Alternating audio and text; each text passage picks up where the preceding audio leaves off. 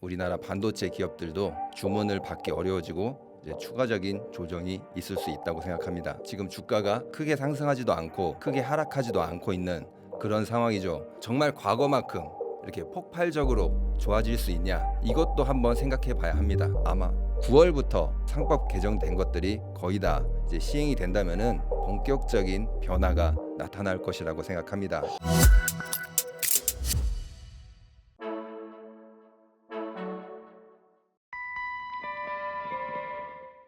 네, 여러분 안녕하십니까. 뷰티풀 인터뷰 시간입니다. 오늘은 굉장히 특별한 작가님을 모셨습니다. 직장 생활 하실 때 이 재무팀에서 오래 근무하셨던 경력 있으시고요.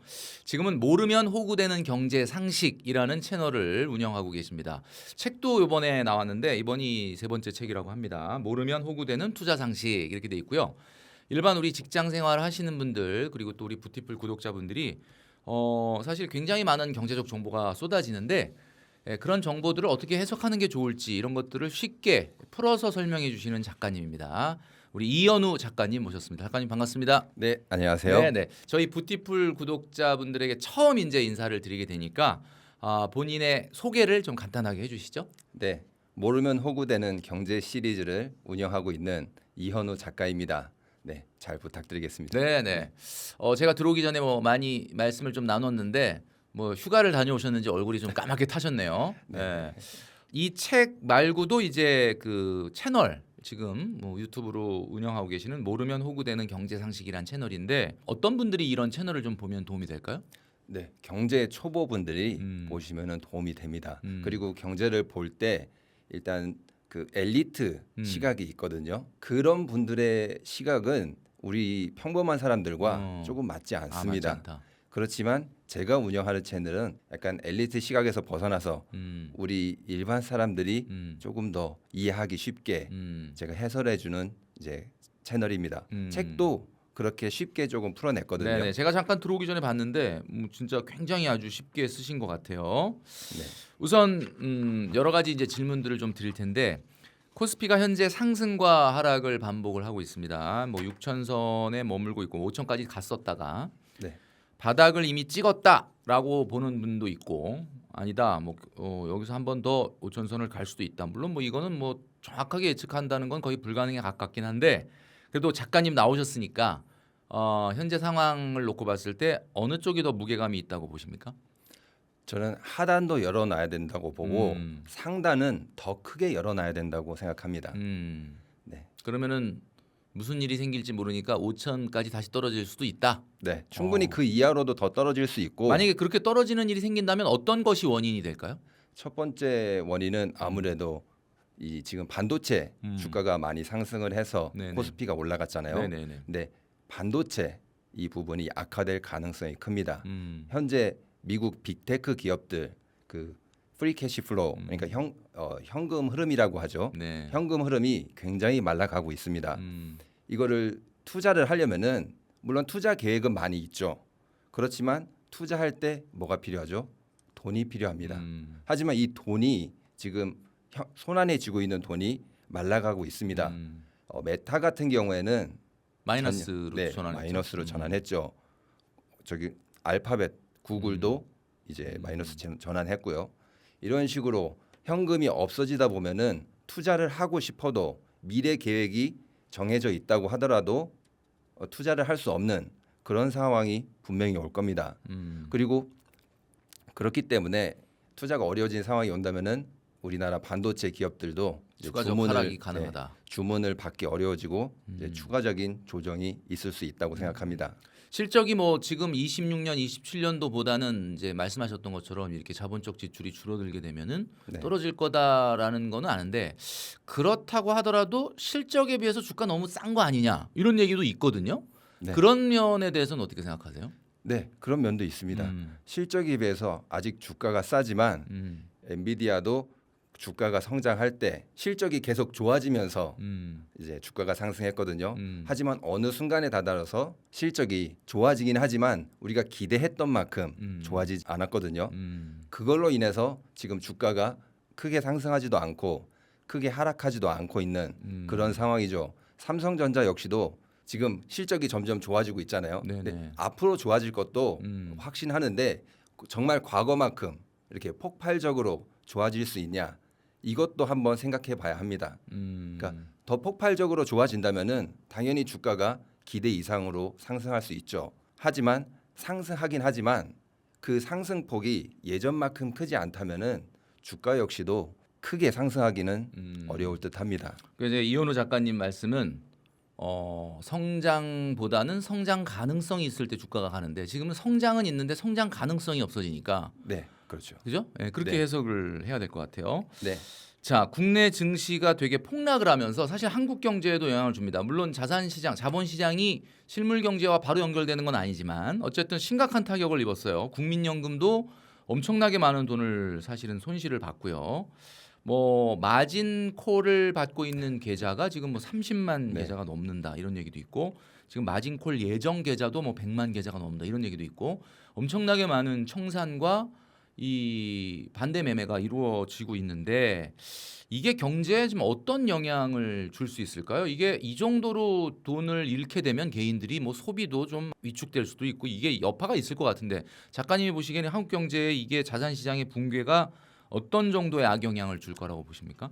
일단 증시가 큰 충격을 받은 것은 맞습니다. 그렇죠. 하지만 이게 바로 우리나라 경제 심리에 심각하게 뭐 타격을 주는 그런 위기로는 볼 필요 없다고 생각합니다. 왜냐하면은 주식 시장과 실물 경제는 약간 분리해서 봐야 된다고 생각합니다. 네네. 주식 시장은 약간 비이성적으로 왔다 갔다 오르락 내리락 하는 경우도 많은데 이런 실물 경제는 아직은 그 경제 지표로 봐서는 물론 이 양극화가 이어지고 있지만 네네. 분명히 개선되고 있는 부분도 많습니다. 그리고 이건 조금 안타까운 이야기라고 할까요? 네네. 조금 좀 이제 쓴소리라고 할까요? 그런 건데 사람들이 이번에 주식 시장에 많이 들어오셨어요. 네네. 근데 청산도 당하고 좀 하락도 맞아보고 이제 처음 이런 경험을 해보셨겠죠. 좀 마음도 많이 쓰리고 그러실 텐데 이분들이 그냥 나가지 않을 것입니다. 그러니까 그냥 이 본전 심리 알고 계시죠? 본전 심리로 인해서 다시 더 많은 돈이라고 해야 될까요? 아니면은 앞으로 조금 본전을 이 손실 부분을 만회하기 위해서 이제 이렇게 유튜브 채널 많이 보거나 이제 경제 채널 아니면은 뭐 경제책 좀 더 많이 보면서 공부를 해서 다시 들어올 것이라고 생각합니다. 이분들이 그냥 떠나지는 않을 거라고 생각해요. 그렇기 때문에 어떤 증시 역시도 하단이라고 할까요? 이런 게 조금은 받쳐줄 거라고 생각합니다. 왜냐하면 사람들이 이번에 엄청 많이 화가 났는데 화가 난 건 이해하지만 이게 그냥 나는 여기서 안 할게 하고 증시를 떠난다는 거는 조금 어려운 결정이라고 생각합니다. 이 기왕 들어오셨으니까 또 투자 열심히 하시고 또 공부를 열심히 하셔가지고 계속 좋은 투자 이어가셨으면 좋겠습니다. 네네. 네. 최근에 그 블룸버그가 한국 주식 시장을 두고 투자가 좀 부적합한 국가다 시장이다 이런 언급을 했습니다. 물론 이게 뭐 공식적인 무슨 뭐 이렇게 보고서나 이런 건 아니긴 하지만 이게 굉장히 그래도 좀 충격적인 언급이에요. 예. 연초와 비교해 보면 정말 순식간에 한국 투자 시장의 분위기가 바뀐 느낌인데 지금 정말로 우리나라가 부적합 투자 국가가 될 가능성이 있다고 보십니까? 어떻습니까? 그럴 가능성은 거의 없다고 봅니다. 그 블룸버그에서도 실린 기사는 투자 부적격이 아니라 투자하기 어려운 시장이 되어가고 있다. 이렇게 말하고 있습니다. 네네. 그러니까 이제 우리나라 기업의 경쟁력 이것이 꺾인 것이 아니라 증시의 변동성이 굉장히 커졌다. 그렇게 바라보고 있죠. 네네. 그렇기 때문에 어떤 타이밍에 들어가야 될지 이런 기자들, 그런 오피니언, 경제 전문가들 역시도 예측하기 힘들다. 그런 식으로 이야기를 하고 있습니다. 이것이 한국 경제의 펀더멘탈 혹은 기업의 문제라기보다는 어떤 시장 지금 정부가 시장을 대하는 방식이 아직은 약간 서툴다. 그렇게 볼 수 있습니다. 서툴다는 건 어떤 의미인가요? 이게 규제를 한다고 하면은 규제를 빨리 하든지 아니면 규제를 명확하게 해줘야 되는데 여론에 휘둘려 가지고 규제를 할지 말지 지금 이런 식으로 가고 있거든요. 네네. 그러니까 이제 시장에게 어떤 심판이 이거는 이거는 반칙이야. 그럼 이거는 뭐 레드 카드야.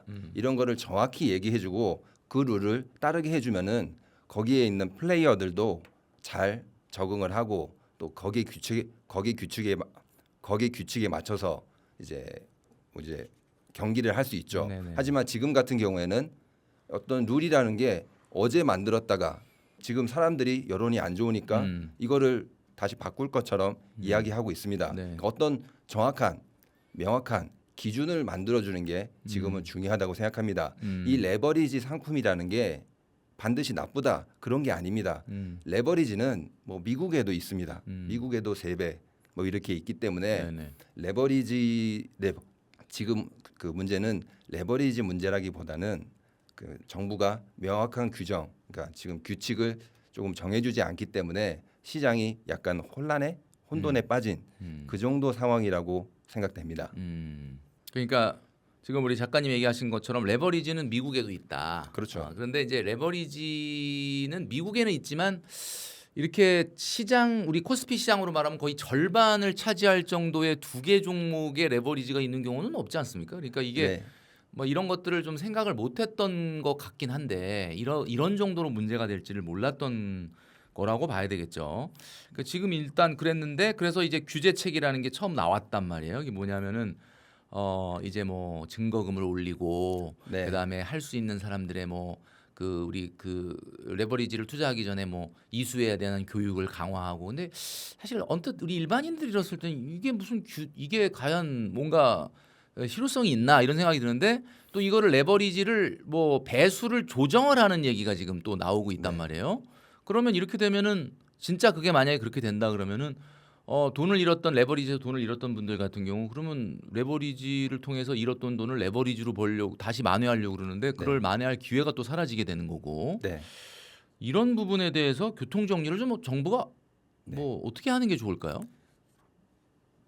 교통 정리를 교통 정리를 어떻게 해야 되냐면은 이런 부분은 제가 구체적으로 좀 말씀드리기는 그런데 아무래도 미국 시장을 따라가는 게 맞다고 생각합니다. 미국 시장을 따라가는 게 맞다. 이럴 경우에는 그냥 다 풀어주는 것도 오히려 답이 될 수가 있습니다. 오히려 네. 규제를 자꾸 하려고 하지 말고 네, 맞습니다. 원래 원하는 상품대로 그냥 해라. 오히려 2배, 3배 이렇게 해주는 것도 2배, 3배요? 네, 나쁘지 않다고 생각합니다. 예. 이제 왜냐하면은 이미 지금 미국으로 가서 3배짜리 하고 계시는 분들 많습니다. 이제 하이닉스 레버리지 지금 이거 하다가 돈을 잃어서 만회하기 위해서 미국 주식 가서 미국 시장 안에 3배짜리가 있기 때문에 네네네. 그걸 하러 가시는 분들이 많이 있습니다. 네네. 이제 이거를 못하게 한다고 안 하실 분들이 아니거든요. 우리 투자자분들이. 네, 사실 좀 우려스럽긴 하네요. 어쨌든 그 뭐 미국 시장은 우리처럼 이렇게 막 한쪽으로 엄청나게 쏠려 있는 거에 대한 한 종목 레버리지로 하는 건 아니긴 하지만 그래도 어쨌든 특정 섹터에 대해서 하는 거지만 3배 레버리지 얘기 들으니까 소름이 좀 돋긴 하는데 코스피 폭락 최근에 이제 뭐 거의 절반 가까이 최대치로 보면은 그렇게 하락도 했었고 그 다음에 또 물가도 굉장히 높습니다. 물론 뭐 나오는 지표 발표되는 것만 봐서는 뭐 그렇게까지 높은 것 같지 않지만 실제 우리가 느끼는 체감하는 물가는 굉장히 높고 한국 경제의 상황을 두고 굉장히 경제 위기가 왔다 이미 경제 위기다라고 얘기하는 분들이 많은데 작가님께서는 경제 위기는 반복된다라고 말씀하셨고 지금 한국 경제의 경제 위기가 실제로 오고 있다라고 이제 얘기도 언급을 하셨는데 지금 우리가 체감하는 이 경제 위기 어느 정도의 위기라고 봐야 될까요? 이 경제 위기라는 게 여러 가지가 있거든요. 네네. 지금 자산 시장이 붕괴하는 그런 위기도 있고 네. 그냥 정말 우리 생활이 힘들어지는 이 스태그플레이션 이런 것이 찾아오는 네네. 그런 위기도 있습니다. 근데 지금 위기는 여러 가지가 복합적으로 섞여 있는 그런 위기입니다. 이제 제가 생각하기에는 네네. 지금 위기는 구조 조정에 가깝습니다. 이제 구조 조정이라는 게 좋은 말일 수도 있거든요. 네네. 이게 우리 당하는 입장에서는 당연히 불편하고 괴롭고 힘들고 그런데 이게 시간이 지나고 나면은 네. 이게 다시 좋아질 수 있는 가능성이 있습니다. 이제 그래서 아까 제가 코스피 상단을 열어놔야 된다. 그것도 아주 많이 열어놔야 된다. 이렇게 말씀드린 것이거든요. 지금 무너지고 있는 산업들 어떻게 보면은 이제 시대에서 이제 더 이상 요구하지 않는 그런 산업들일 수 있습니다. 이제 거기에 종사하고 계시는 분들 또 그 지역 분들 이게 말씀드리기 좀 가슴이 아프고 그럴 수 있지만 분명히 어떤 산업들은 빨리 퇴출돼야 하고 정리가 되어야 하는 게 맞습니다. 네네. 우리나라 같은 경우 1997년 IMF가 있었죠. 그때 수많은 기업들이 퇴출당했어요. 네. 이 부채가 높은 기업들 퇴출당했고 기술력이 없었던 기업들 시장에서 자연스럽게 퇴출당했습니다. 하지만 그 이후로 어떻게 됐죠? 우리나라 산업 구조 자체가 아예 변모했습니다.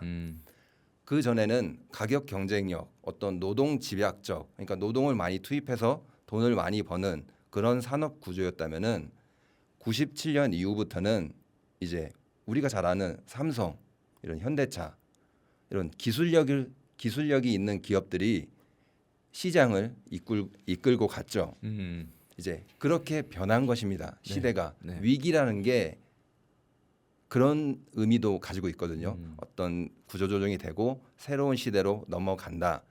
그런 의미를 가지고 있기 때문에 지금 역시도 여러분들이 위기는 맞습니다. 분명히 힘드신 분들도 있고 무너지신 분들도 있고 이것에 대해서 물론 위로를 드리고 힘내야 된다고 말씀드리겠지만 분명히 이 다음에는 더 좋아지기도 할 것입니다. 그렇기 때문에 이번 위기는 우리가 한 단계 더 업그레이드 되기 위한 그런 위기라고 생각합니다.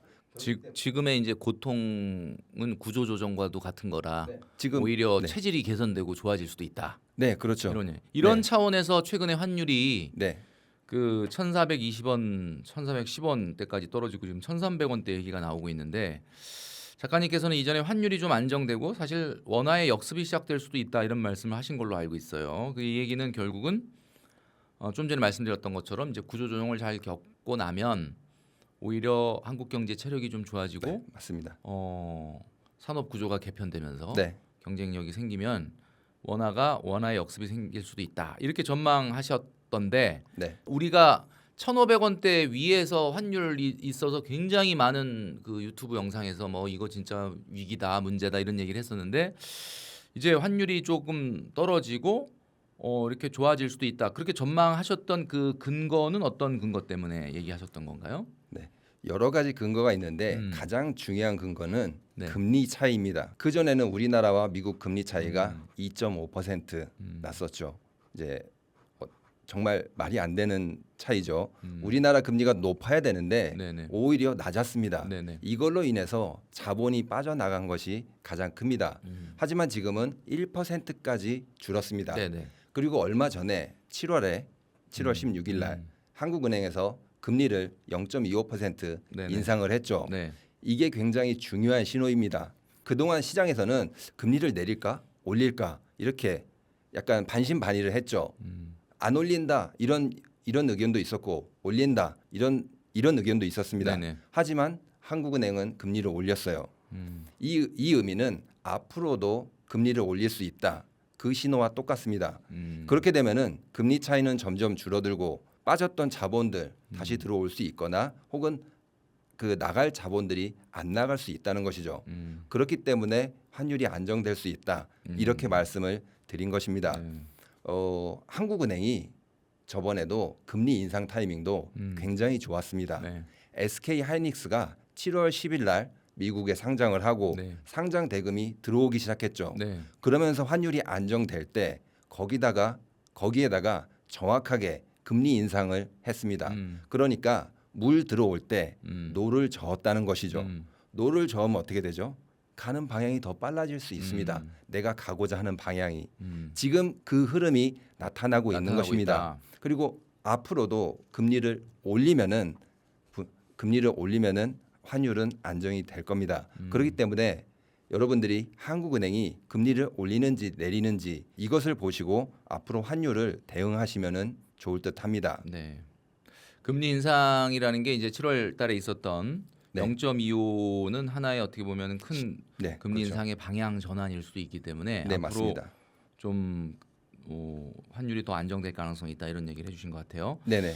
단일 종목 레버리지 상품 아까도 이제 저희가 얘기 나눴는데 이 투자한 개인 투자자들의 손실이 진짜 눈덩이처럼 커지고 있습니다. 네. 정부는 이제 이 2배 레버리지를 1.1배까지 낮추는 긴급 조치를 검토하고 있다라고 했는데 사실 이거를 뭐 1.1배라고 하면 레버리지라는 말을 쓰기도 좀 그렇죠. 민망한 네. 수준인데 이게 지금 이렇게 되면 만회할 기회도 사실 없애는 거 아니냐, 사다리를 차버리는 거 아니냐 이런 얘기도 있는데 지금이라도 레버리지 상품에 대한 비중을 줄이고 안전한 투자처로 자금을 옮기는 게 좋을까요? 아니면 투자자들은 이 레버리지에서 손실 입었던 것을 레버리지를 통해서 만회하는 게 좋을까요? 어떻게 조언할 수 있을까요? 네.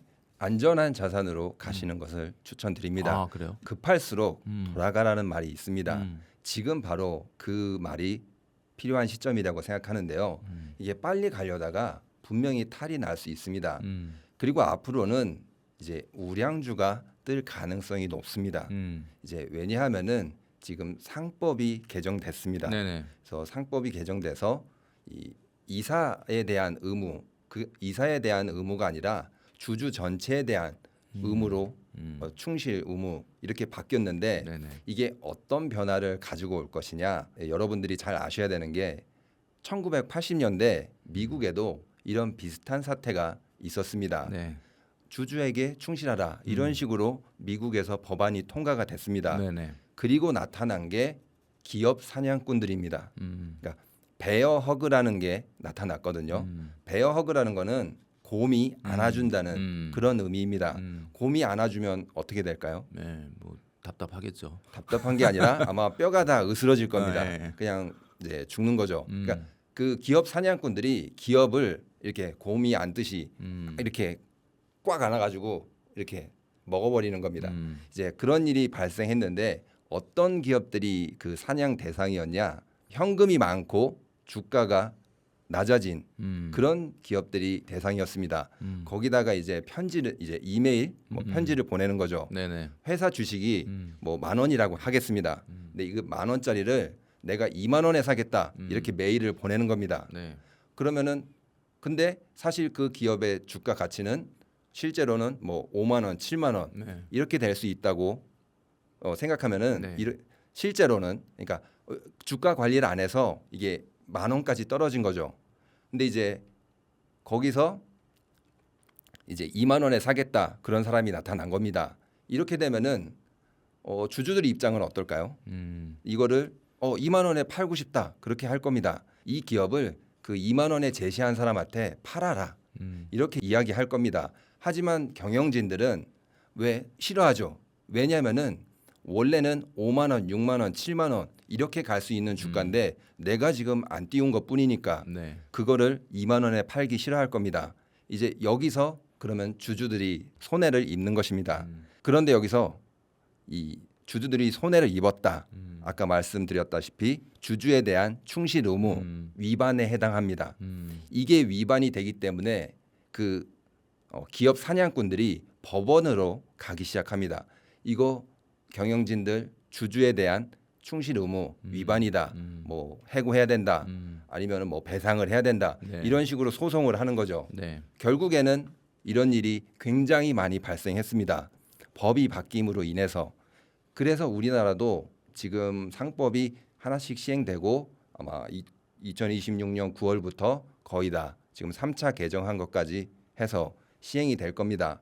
이렇게 되면은 그동안 눌려 있던 그런 저평가되었던 기업들, 이런 기업 사냥꾼들에 의해서 공격받을 가능성이 굉장히 큽니다. 공격받으면은 결국에는 지분 싸움 일어날 수도 있고 또 주변에 어떤 주주들을 달래기 위해서 내 편으로 만들기 위해서 배당을 늘린다든지 또 주가를 관리한다든지 이런 일이 발생할 수 있을 겁니다. 실제로 미국에서 처음에 기업 사냥꾼 시작했을 때 걸프 오일이 그 타겟이었거든요. 제일 처음에 걸프 오일이 공격을 받자 어떤 기업 사냥꾼들에 의해서 공격을 받자 다른 기업들이 우리도 공격받을 수 있겠구나 이런 생각으로 점점 더 주주들에게 잘 보이기 시작했습니다. 주가 관리를 하고 배당을 하고 불필요한 사업부들 제외를 하고 이렇게 지금 미국이 경영하는 방식 빨리 구조조정하고 주주에 대해서 빨리 이렇게 보상도 해주고 이런 식으로 그때 바뀌기 시작했거든요. 1980년대 이 변화가 지금 우리나라에서도 시작되었습니다. 이제 아마 9월부터 상법 개정된 것들이 거의 다 이제 시행이 된다면은 이제 내년부터는 본격적인 변화가 나타날 것이라고 생각합니다. 네.